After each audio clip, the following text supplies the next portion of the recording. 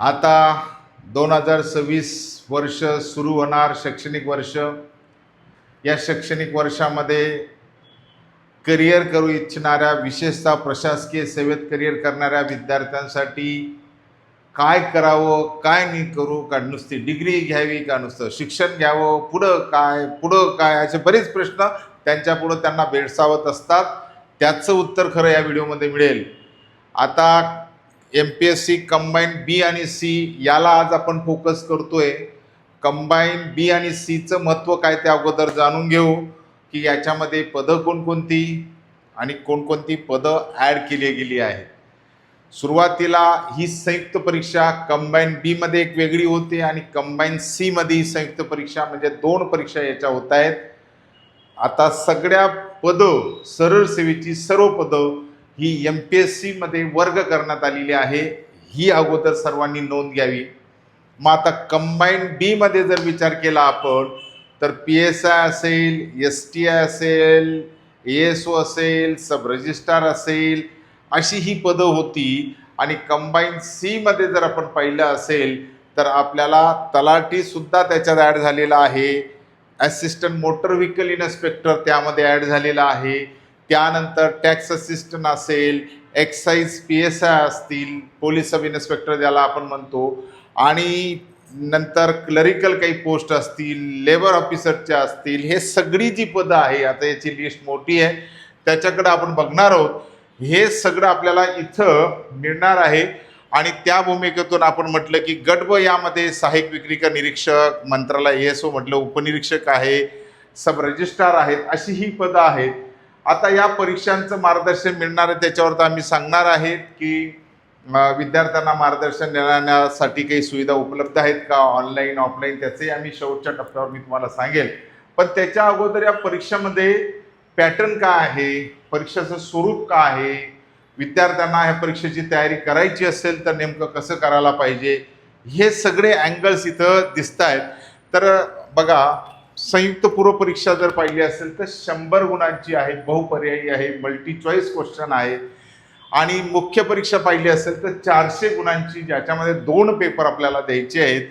नंतर शारीरिक चाचणी व मुलाखत फक्त PSI पदासाठी, ज्याला फौजदार पद आपण म्हणूया त्यासाठी, किंवा पोलीस उपनिरीक्षक आपण म्हणतो, आणि इंटरव्ह्यू 40 गुणाचा आहे। 100 मध्ये पदवी हे त्याचा शिक्षणाचा दर्जा आहे। मराठी आणि इंग्लिश माध्यमातून पेपर म्हणजे बायलँग्वेज पेपर असतो, तोच प्रश्न मराठी, तोच प्रश्न इंग्रजीमध्ये। कालावधी जो आहे तो 1 तासाचा आहे। आता सगळ्यात मोठं प्रश्नचिन्ह इथं येतं आहे की तर 1 तासाचा जर आपल्याला कालावधी आहे तर 1 तासामध्ये सगळ्यात मोठी अडचण अशी आहे ते आपण समजून घ्यायला पाहिजे की 1 तासाच्या मुद्द्यावर आपल्याला कनेक्टिव्हिटी जर हवी असेल तर 100 प्रश्न, तिथं 100 प्रश्न आहे आणि 100 गुण आहे।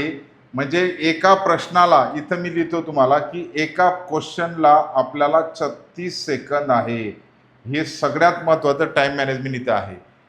एका क्वेश्चनला 36 सेकंद, हे आपण समजून घ्यायला पाहिजे। आणि हे जर आपल्या लक्षात आलं तर मी तुम्हाला सांगतो की या परीक्षा पास होणं फार सोपं आहे। आणि विशेष म्हणजे दुसरी रिक्स आहे, याला निगेटिव्ह मार्क पद्धत आहे। तुम्ही जर पाहिलं असेल की 25% किंवा 1/4 हा निगेटिव्ह सेक्शन इथं आपल्याला दिसतोय। एखाद्या प्रश्नाची अधिक उत्तरं दिली, चिन्हांकित केली, सपोज आता हे 2 हे डार्क असतात, हे 4 गोल आहे, 3 आहे, 4 आहे, याचं तुम्हाला एका ठिकाणी तुम्हाला गोल करायचं आहे। सपोज हे तुम्ही गोल केलेलं आहे, गोल केल्यानंतर पुन्हा तुम्ही एखाद्या ठिकाणी गोल केलं तर याला चुकीचं, फक्त 1 गोल केला असेल तरच मार्क आहे, 2 ठिकाणी गोल चालणार नाही, हे आपण समजून घ्यायला पाहिजे। चला, आता अभ्यासक्रम नेमकं काय आहे ते बी आपल्याला समजणं गरजेचं आहे। अभ्यासक्रम जर लक्षात आला तर तुम्हाला कुठेही टेन्शन येणार नाही। ते आपण आता एका सेक्शनमध्ये आपण त्या क्लिअरिटी करून घेऊ, म्हणजे लवकरच क्लिअर होईल। आता अभ्यासक्रमामध्ये जर आपण विषय पाहिला असेल तर पहिला जो आहे हा 1 नंबरचा जो विषय आहे तो आपल्याला आता दिसतोय। अनुक्रम नंबर बघूया। इथं पहा, इतिहास दिलेला आहे, भूगोल आहे आणि जर तुम्ही पाहिलं असेल तर तिसरं अर्थव्यवस्था आहे, नंतर चालू घडामोडी आहे, राज्यशास्त्र आहे, सामान्य विज्ञान आहे, अंकगणित आहे, बुद्धिमापन चाचणी आहे. आता इतिहासाचा आधुनिक भारताचा इतिहास, विशेषतः महाराष्ट्राचा इतिहास, हे तुमच्या लक्षात आला असेल. भूगोल जर पाहिला असेल तर महाराष्ट्राच्या भूगोलाचा विशेष अभ्यासासह त्याच्यामध्ये म्हटले पृथ्वी, जगातील विभाग, हवामान, अक्षांश, रेखांश, महाराष्ट्रातील जमिनीचे प्रकार, पर्जन्यमान, प्रमुख पिकं, शहरे, नदे, उद्योगधंदे आणि इत्यादी. हा विषय जो आहे तो आपल्याला भूगोलाचा कनेक्टेड करायचा आहे. त्याच्यानंतर भारतीय अर्थव्यवस्था, त्याच्यामध्ये तुम्हाला मुद्दे आहे, राष्ट्रीय उत्पन्न, शेती, हे सगळं तुमचं होणार आहे मित्रांनो, काही काळजी करायची नाही. चालू घडामोडी दर रविवारी आपल्या दर्जी फाउंडेशनमध्ये असते 10 ते 12. हे जे आहे चालू घडामोडीचं लेक्चर जे आपल्याकडे आहे ते 10 ते 12 मध्ये असतं. हे आपण समजून घ्यायला पाहिजे. 10 ते 12 दर रविवारी 10 ते 12 मध्ये करंट अफेअर. आणि ह्या वर्षी राज्यसेवेला करंट अफेअरचे आपले चांगल्या पद्धतीने 10 प्रश्न कॅच झालेले दिसतात, कनेक्टेड आलेले दिसतात. तो फायदा विद्यार्थ्याला चांगला मिळालेला आहे. राज्यशास्त्र सुद्धा इंडियन कॉन्स्टिट्यूशन आहे, भारतीय राज्यघटना, त्याच्यावर प्रश्न विचारले जातात. नंतर सामान्य विज्ञान आहे, जे 8वी ते 10वी पर्यंत आपल्याला करायचं आहे. त्याचं संग्रहित नोट्स चांगल्या पद्धतीने दर्जी फाउंडेशनला आपण केलेले आहेत.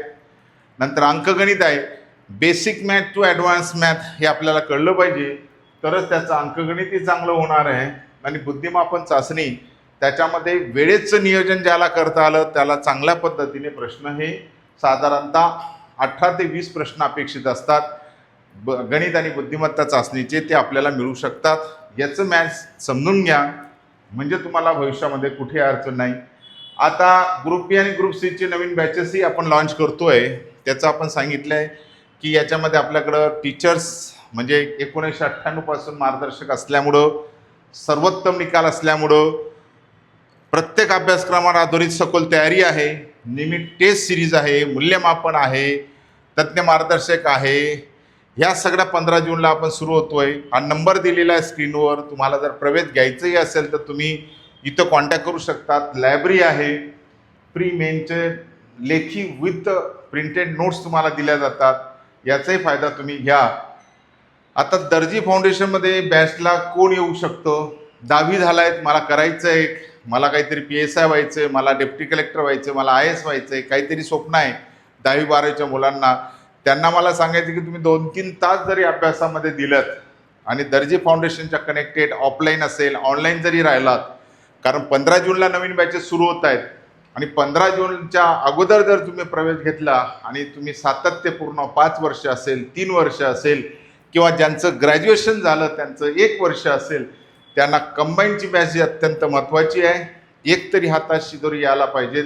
तुमचा ABC प्लॅन तयार केला जातो, म्हणजे अल्टरनेट तुम्हाला ऑप्शन दिले जातात. तुमचं गोल सोबत 2 पर्याय तुम्हाला दिले जातात आणि त्या पद्धतीचं कॉन्क्रीट मार्गदर्शन दर्जी फाउंडेशनमध्ये केलं जातं. त्याचा फायदा विद्यार्थ्यांना गेल्या 1998 पासून तर मिळतोच आहे, पण अपग्रेडेशन, डिजिटल बोर्ड असेल, एज्युकेशनल सिस्टम असेल, बायोमेट्रिक हजेरी असेल, या सगळ्या फीचर्स एका संस्थेमध्ये देणारी मोठी संस्था आपलं फाउंडेशन आहे. हे लक्षात घ्या.